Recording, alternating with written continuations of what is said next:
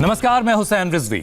हाथरस मामले को लेकर उत्तर प्रदेश की योगी सरकार ने बड़ी कार्रवाई करते हुए हाथरस के एसपी विक्रांत वीर सिंह को सस्पेंड कर दिया है। इसके अलावा सीओ राम शब्द, डीएसपी दिनेश कुमार वर्मा को भी सस्पेंड कर दिया गया है। एसआई जगवीर सिंह और थाने के हेड मोहिब्र महेश पाल को भी सस्पेंड किया गया है। उत्तर प्रदेश के मुख्यमंत्री योगी आदित्यनाथ ने मामले की जांच कर रही एसआईटी की पहली रिपोर्ट के आधार पर यह कार्रवाई की है। इसके अलावा इस मामले में सभी आरोपियों के साथ साथ इस मामले की जांच कर रहे पुलिस वालों का भी नार्को टेस्ट करवाया जाएगा।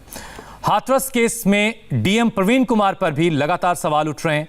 डीएम प्रवीण कुमार पर गैंगरेप पीड़िता के परिवार ने गंभीर आरोप लगाया था। पीड़िता के परिवार वालों ने प्रशासन पर धमकाने और दबाव डालने का आरोप लगाया। डीएम का धमकी देने वाला जो वीडियो है वो भी सामने आया, जिसमें डीएम परिवार को धमकी देते हुए साफ साफ देखे और सुने जा रहे हैं। ऐसे में अब सवाल उठ रहा है कि योगी सरकार धमकीबाज डीएम पर कब कड़ी कार्रवाई करेगी। तो 2 दिन पहले भी राहुल गांधी और प्रियंका ने कोशिश की थी जाने की हाथरस। आज एक बार फिर से राहुल गांधी 1 बजे घर से निकलेंगे हाथरस जाने के लिए। अब अभी ये तस्वीर साफ नहीं है कि उन्हें जाने की इजाजत मिलेगी कि नहीं मिलेगी, लेकिन वो पूरा गांव सील है, मतलब वो उस घर तक तो नहीं पहुंच पाएंगे। अभी की ताज़ा सूरत हाल कम से कम यही है। लेकिन आज एक बार फिर से राहुल गांधी कोशिश करेंगे। हालांकि पहले जो है उन्हें एक्सप्रेस वे पर ही रोक लिया गया था, लेकिन आज एक बार फिर से राहुल गांधी हाथरस जाने के लिए करीब 1 बजे अपने घर से निकलेंगे।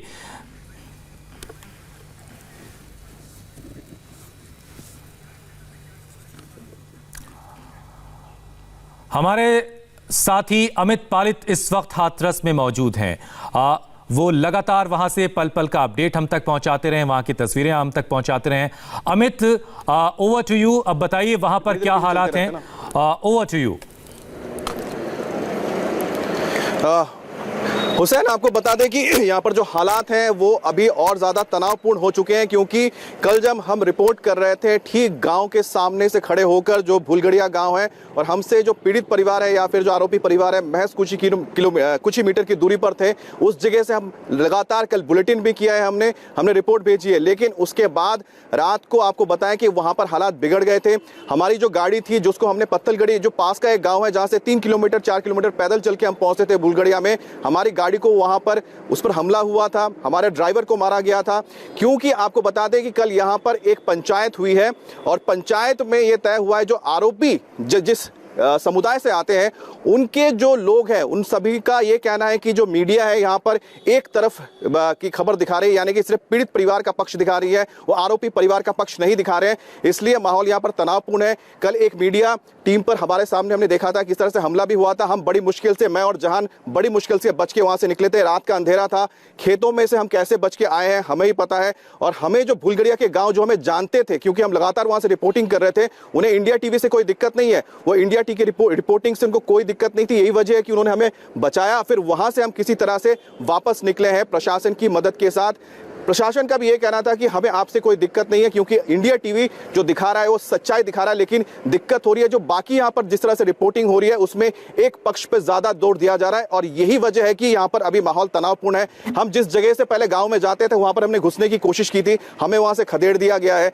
हमने फिर दूसरी जगह से कोशिश कर रहे हैं कि हम गाँव तक पहुंच सके।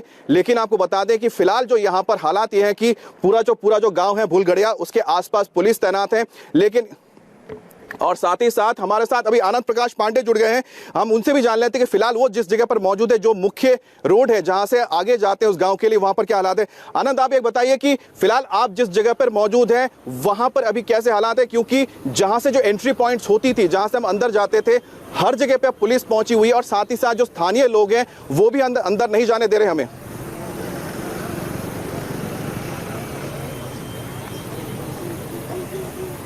आनंद, आपको आवाज मिल रही है? हाँ, मुझे अपना सवाल दोहराइए। हाँ आनंद, मैं ये कह रहा हूँ कि आप जहाँ पर मौजूद है वहाँ पर किस तरह के हालात है, क्योंकि आप जानते हैं कि कल किस तरह से हम फंस गए थे, फिर आपसे हमारी बातचीत हुई तो बड़ी मुश्किल से हम बाहर आ पाए थे। इस वक्त हम जहां से एंट्री करते थे भूलगड़िया गांव के लिए, वो सभी जो छोटे छोटे पॉइंट्स थे वहां पर अब पुलिस नजर आ रही है और साथ ही साथ जो गांव वाले हैं वो भी अब हमको अंदर नहीं जाने दे रहे हैं, वहां से खदेड़ा जा रहा है। आप बताइए कि फिलहाल वहां पर क्या हालात है, क्योंकि जो माहौल यहाँ पर तनावपूर्ण काफी हो चुका है। जी अमित, देखिए जहां हम खड़े हैं यहाँ तीसरा दिन है जब यहाँ गांव की एंट्री बंद की गई है और ये मेन अप्रोच रोड है, ये आगरा हाथरस का हाईवे है और यहीं से गांव की मेन एंट्री है। ये 3 दिन से आज तीसरा दिन है जब पुलिस ने यहाँ पर एंट्री बैन कर दी है मीडिया की। और पुलिस का ये कहना है कि हमें ऊपर से आदेश है और जब तक जांच पूरी नहीं हो जाती तब तक अंदर नहीं जाने दिया जाएगा।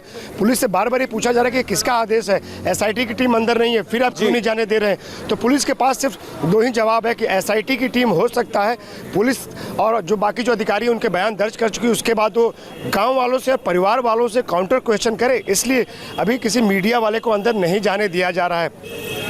तो ये तर्क पुलिस की तरफ से दिया जा रहा है, लेकिन ये आदेश किसका है कोई ये नहीं बता पा रहा है। और इसलिए सवाल खड़े होते हैं कि आखिर क्या कुछ सच छिपाने की कोशिश की जा रही है। भारी पुलिस बंदोबस्त आप देख रहे हैं, बैरिकेड लगा के पूरा बंद कर दिया गया है। कल तो थोड़ी सी जगह खाली भी थी, लेकिन आज यहाँ बैरिकेड की संख्या भी बढ़ा दी गई है। पुलिस बंदोबस्त जो है वो कड़ा कर दिया गया है, किसी को अंदर जाने नहीं दिया जा रहा है। और जितने भी यहाँ पे 2 एंट्री पॉइंट है जहाँ से अंदर जाया जा सकता है, जो दूसरा एंट्री पॉइंट है वहाँ भी बैरिकेड लगा दिए गए हैं और ताकि कोई भी अंदर न जा पाए। जैसे कल हमने कई बार कोशिश की, आपने भी कोशिश की, दीक्षा ने भी कोशिश की अंदर जाने की, गांव तक पहुंच भी गए थे, लेकिन आज ऐसा लगता है कि पुलिस ने सबको बाहर ही रोकने की पूरी तैयारी कर ली है। पुलिस फोर्स और मंगाई गई है, बैरिकेड्स और मंगाएंगे और जितने भी आसपास के एंट्री पॉइंट्स हैं, भले खेतों के जरिए हो या दूसरे रास्ते से, वहाँ भी पुलिस ने बैरिकेड्स लगा दिए हैं। लेकिन आनंद, जिस तरह से हम देख रहे हैं कि यहाँ पर जो लोकल से यानी जो गांव वाले हैं वो उनके अंदर जो आक्रोश आया और जिस तरह से वो मीडिया को रोक रहे हैं, आपकी भी बातचीत हो रही होगी, क्योंकि कल आपने देखा था कि जिस तरह से लाइव के दौरान सोनू को रोका गया था, वहां बातचीत करते हुए आप भी वहां पर मौजूद थे, आपको भी झेलना पड़ा था कि किस तरह से विरोध हो रहा था। आखिरकार ये जो गुस्सा है दूसरे पक्ष का वो सामने निकल कर जो आ रहा है, इसके बारे में बताइए, क्योंकि आप पहले दिन से यहाँ पर मौजूद हैं और लगातार आपने एक एक बातें हम तक पहुंचाई है। वायरल हुआ है जी, बिल्कुल जाहिर तौर पर ये लग रहा है कि जो दूसरा पक्ष है उसके तरफ से या फिर जो यूं कहे पीड़ित परिवार को लेकर जो खबरें दिखाई जा रही है उससे जाहिर तौर पे दूसरे पक्ष के लोग या दूसरे समुदाय के लोग हो सकता है कि नाराज हों, इसलिए वो बार बार मीडिया पे अटैक करने की कोशिश कर रहे हैं। आपके साथ हुआ, सोनू के साथ हुआ, दीक्षा के साथ गांव में हुआ और साथ में ये भी हमें बताया जा रहा है कि हो सकता है कि इसमें कुछ पुलिस वाले ही सादी वर्दी में शामिल हो सकते हैं, क्योंकि कद काठी देख के ऐसा लग रहा था कि कोई जरूरी नहीं है कि गाँव वाले ही हों, हो सकता है कि गाँव वालों के साथ साथ सादी वर्दी में पुलिस वाले भी हों और उनका गुस्सा मीडिया पर निकल रहा हो। और क्योंकि जिस तरह से लगातार यहाँ का जो प्रशासन है, यहाँ की जो पुलिस है सवालों के घेरे में है, यहाँ के एसपी को सस्पेंड किया गया, यहाँ के सीओ को सस्पेंड किया गया, इंस्पेक्टर को सस्पेंड किया गया, हेड कांस्टेबल को सस्पेंड किया गया, तो जाहिर तौर पर वो गुस्सा पुलिस के अंदर होना लाजमी है मीडिया को लेकर, क्योंकि मीडिया लगातार और खासतौर इंडिया टीवी लगातार जिस तरह से कोशिश कर रहा है कि यहाँ का जो सच है, पीड़ित पक्ष का जो सच है वो सामने लाया जाए और हम लगातार एक मुहिम के तौर पर सच को सामने ला रहे हैं। पहले दिन से हम इस खबर का हर पहलू दिखा रहे हैं और हर उस जगह पर गए थे जो वारदात की जगह थी, वहां गए थे, पीड़ित पक्ष से हमने बात की थी, यहाँ तक कि जो आरोपी हैं उनके परिवार वालों से भी हमने बात की थी, सबका हमने पक्ष रखा था।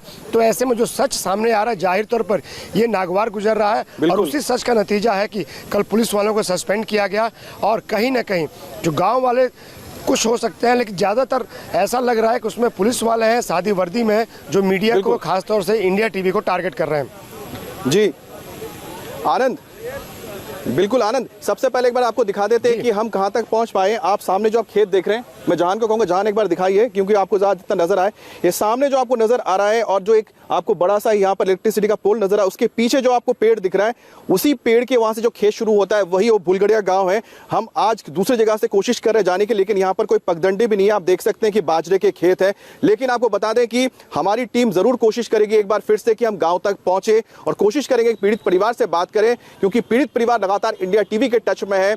उन्होंने कल भी दीक्षा के साथ बात की थी और उनकी कोशिश यही है कि वो हम तक पहुंच पाए, हम भी कोशिश कर रहे हैं उन तक पहुंच पाए, ताकि आखिरकार जो सच्चाई है वो आपके सामने आए। इंडिया टीवी की ये कोशिश है और ये मुहिम है कि इंसाफ मिले हाथरस की इस बेटी को, चाहे आनंद प्रकाश पांडे जो लगातार यहां से रिपोर्टिंग कर रहे हैं, हमारे सहयोगी सोनू हो या फिर दीक्षा हो, और साथ ही साथ हमारे जो तमाम जो वीडियो जर्नलिस्ट है, हमारे साथ कैमरा पर्सन है, ये सभी लगातार लगे हुए हैं चाहे शिशिर हो या फिर जहान हो या फिर हमारे कुलदीप बालियान हो, ये सभी जो हमारे साथ में मौजूद हैं वो लगातार आप तक ये रिपोर्ट पहुंचा रहे हैं। लेकिन आपको बता दें जोखिम भी है, क्योंकि कल हमारे साथ 3 टीमों पर एक साथ हमला हुआ था, लेकिन हम फिर भी नहीं रुक रहे हैं। हाँ, और हमारे साथ दीक्षा भी जुड़ गई है। दीक्षा, फिलहाल आप कहां पर मौजूद हैं और क्या स्थिति है जहां पर आप हैं? देखिए अमित, यहाँ पर हम लोग मौजूद हैं, दीक्षा मेरे साथ ही है। दीक्षा, क्या स्थिति है? जब हम लोग आगे भी गए, आपको क्या लगा कि आज हम लोग अंदर जा पाएंगे? जो स्थिति है, जो पुलिस का बंदोबस्त है। बिल्कुल सोनू जी, जैसे आज हम देख रहे हैं यहाँ पर कि जो पुलिस की सख्ती है वो और भी ज्यादा बढ़ाई गई है। हम जिन जिन रास्तों से गुजर रहे हैं वहाँ पर पुलिस की जो तादाद है वो ज्यादा है। सबसे पहले मैं आपको यहाँ पर दिखाऊंगी एक निर्माणाधीन जो मकान है, यहाँ पर भी पुलिस ने अब अपनी चौकी बना ली है। यहाँ पर महिला पुलिस सुरक्षा कर्मी है, आपको नजर आ रही हैं, रास्ते पर वो दस्त कर रही हैं और साथ ही गश्त करती हुई नजर आ रही हैं। साथ ही अभी आप देखिए यहाँ पर तमाम जो पुलिसकर्मी हैं वो यहाँ पर बाकायदा तैनात हैं। और साथ ही ऐसी ही तस्वीर जब हम आगे की तरफ बढ़ते हैं तभी भी यही तस्वीर देखने को मिल रही है। हालांकि आज ये बताया जा रहा है कि तकरीबन 200 से ज्यादा जो है महिला पुलिसकर्मी यहाँ पर पहुंच रही हैं और जाहिर तौर पर ये इसीलिए है ताकि जो गांव है बुलगड़ी, यहाँ पर सुरक्षा और भी कड़ी की जा सके। लेकिन हम जैसे ही गांव की तरफ आगे बढ़े, आज हमने सोचा कि एक बार फिर से हम गांव की तरफ जाने की कोशिश करते हैं। लेकिन कुछ शख्स हमें ऐसे मिले जिन्होंने हमसे ये कहा कि देखिए आप हमारी आपसे कोई भी दुश्मनी नहीं है, लेकिन आप यहाँ से सीधे अपने काम के लिए यहाँ से जा सकते हैं, लेकिन आप गाँव के अंदर मत जाइए, ऐसा उन्होंने हमसे ये कहा है। अमित, जो स्थिति इस वक्त बनी हुई है, हालांकि जो पुलिस फोर्स है वो भारी तादाद में तैनात किया गया है। कासगंज से और फिरोजाबाद से भी महिला पुलिस की टीमें।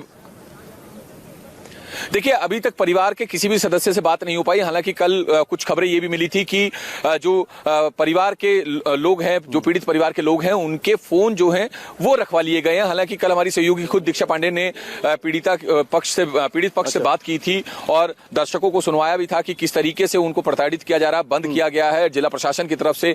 और जो लोग भी आते हैं वो उन्हें जो एक तरीके से थ्रेट दे रखा है, बंद किया हुआ है, ये कहें कि नजरबंद उन लोगों को किया हुआ है। फिलहाल आप ये देखें कि ये रास्ता जो है भंगना का रास्ता है। भंगना के रास्ते से ये कच्ची सड़क जो है सीधा गांव में जाती है, बुलगड़ी गांव में जाती है, जो पीड़िता का गांव है। लेकिन यहाँ पर भी अभी भी जो पुलिस वाले हैं वो तैनात किए गए हैं। आगे महिला पुलिस की टीम है और जैसे तैसे अगर हम कोशिश भी करें, कल जब आप कोशिश कर रहे थे तो आपको कुछ गांव वालों ने रोका था जिनके हाथ में लाठी डंडे थे।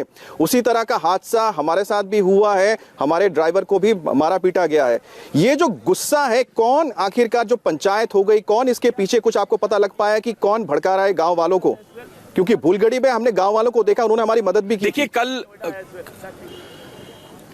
देखिए बिल्कुल अमित, मैं आपको बताऊं कि कल मैं अपने सहयोगी आनंद प्रकाश पांडे के साथ मेन रोड पर था, जहां से बुलगड़ी गांव का मेन रास्ता जाता है, जो पक्की सड़क है, सीधा अंदर जाती है गांव में। तो वहां पर भी यही तमाम पत्रकारों ने, तमाम मीडिया वालों ने ये शिकायत की थी कि कुछ पुलिस वाले सिविल ड्रेस में खड़े हुए हैं और वो जो है किसी ना किसी तरीके से पत्रकारों से बदतमीजी कर रहे हैं। तो कल इस बात की शिकायत भी एडिशनल एसपी से की गई, डीएसपी से की गई। एक महिला डीएसपी थी, वो बाहर से आई हुई थी, उनसे भी हमने शिकायत की गई।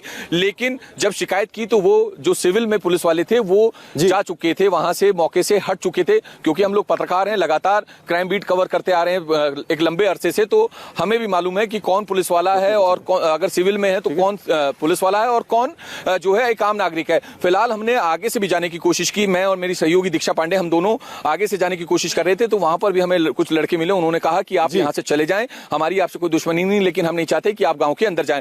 फिलहाल जब कल हम लोग अंदर गए थे तो मैं और मेरे कैमरा पर्सन शिशिर मंडल थे और वहां पर तकरीबन 10 से 12 लड़के हमारे पीछे बड़े बड़े डंडे और लठ लेकर हमारे पीछे भागे। हम लोग तकरीबन 1.5 किलोमीटर के करीब खेतों में भागे, जैसे तैसे अपनी जान बचाई। तो ये स्थिति फिलहाल है और 200 के करीब इसी तरह से आपने जान बचाई। सोनू, आपने कल दिखाया था, दीक्षा ने भी दिखाया था किस तरह से हम कोशिश करते हुए अंदर जाने की कोशिश कर रहे थे, लेकिन रोक दिया गया था। एक बार फिर से मैं आनंद के पास जाना चाहता हूं। आनंद, आपके पास ये इंफॉर्मेशन कुछ है कि जो इतने सारे यहाँ पर कुछ जो हो रही है, जो एक मोबिलाइजेशन हो रहा है, क्या पॉलिटिकली कुछ इसमें एंगल भी हो सकता है? क्योंकि क्या ये मामला धीरे धीरे राजनीतिक रंग ले रहा है और गहरे ढंग से ले रहा है? क्योंकि हम देख रहे हैं जिस तरह समाजवादी पार्टी हो, कांग्रेस हो, उनकी ओर से भी यहाँ पर लोग आ रहे हैं। टीएमसी के कल यहाँ पर सांसद मौजूद थे, आप वहां पर आपने देखा था किस तरह का माहौल बना था। तो क्या जो एक गांव वालों का एक दूसरा खेमा जो तैयार हो रहा है, जो मीडिया पर हावी होना चाहता है, क्या इसके पीछे कोई राजनीतिक साजिश हो सकती है? जी बिल्कुल, पूरी तौर पे ये पूरा मामला जो है राजनीतिक हो गया है और यही वजह है कि समाजवादी पार्टी के जो कार्यकर्ता से वो 2 दिन तक यहाँ डेरा डाले रहे, लगातार हंगामा करते रहे। उसके बाद कांग्रेस पार्टी के नेता आए, आम आदमी पार्टी के नेता है और कल टीएमसी के सांसदों का डेलीगेशन भी यहाँ पहुँचा था जिन्हें अंदर नहीं जाने दिया गया था। इसके साथ साथ जो गाँव के लोग हैं, जैसा कि आपने कहा, ये बात सही है कि पॉलिटिकल पार्टी से भी कॉन्टैक्ट करने की कोशिश की जा रही है ताकि इस मामले को और राजनीतिक रूप दिया जा सके। और एक जो पुलिस का तर्क यहाँ से दिया जा रहा है कि चूंकि कानून व्यवस्था की हालत ना बिगड़े इसलिए पॉलिटिकल पार्टीज को अंदर नहीं जाने दिया जा रहा है, उनके प्रतिनिधियों को अंदर नहीं जाने दिया जा रहा है। लेकिन बावजूद इसके इस मामले पर पूरी तरह से राजनीति हो रही है और जो गाँव वाले भी है वो भी कोशिश कर रहे हैं, खासतौर से जो दूसरे पक्ष के लोग हैं वो ये कोशिश कर रहे हैं कि इस मामले को और राजनीतिक टूल दिया जाए। संपर्क भी किया गया है, जो हम लोग को जानकारी मिल रही है। यहाँ पर बीजेपी के सांसद और बीजेपी के विधायक भी अंदर गए थे, उन्होंने भी मुलाकात की थी। तो कहीं ना कहीं ये पूरा मामला अब राजनीतिक होता जा रहा है और एक तर्क पुलिस बार बार यही दे रही है गांव में एंट्री को लेकर के। गांव में एंट्री इसलिए भी आप लोगों को नहीं दी जा रही है क्योंकि कानून व्यवस्था का मामला है और एसआईटी की जांच का मामला है।